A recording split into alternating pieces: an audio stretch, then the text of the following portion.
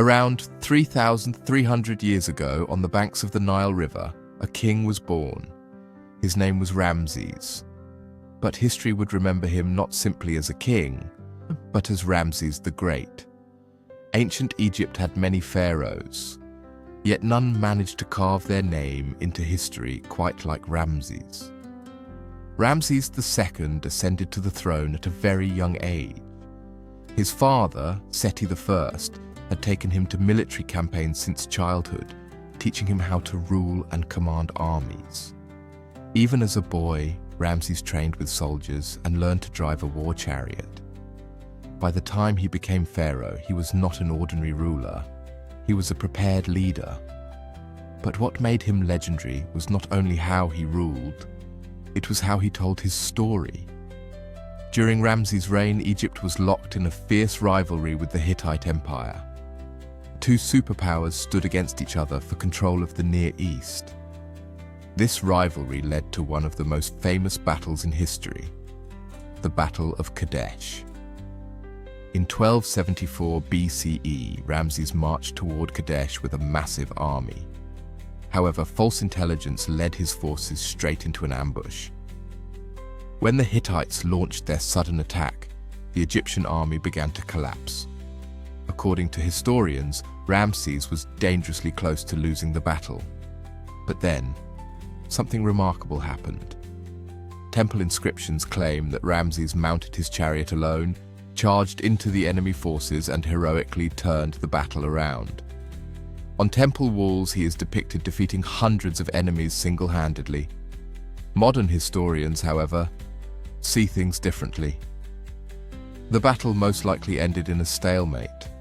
Some sources even suggest Ramses was forced to retreat. In other words, Ramses may not have won the battle, but he succeeded in making history believe he had.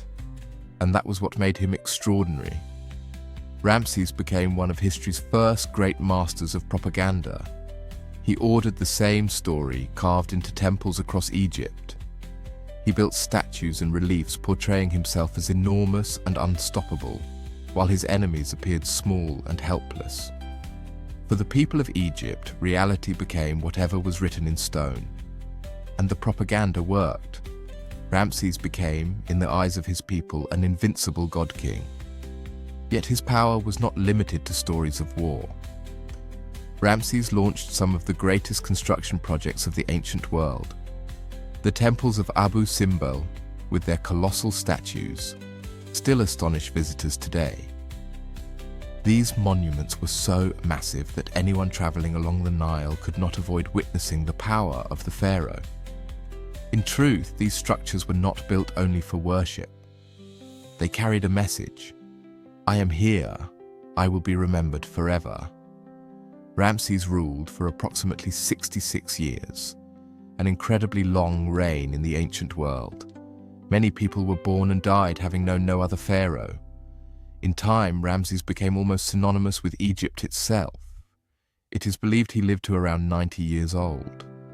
Even in old age, suffering from arthritis and declining health, he continued to be revered as a living god.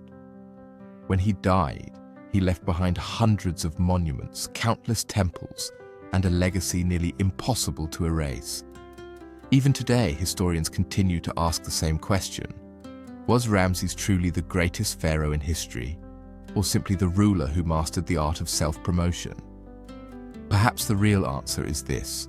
Ramses did not only rule an empire, he built his own legend, the man who carved his name into stone.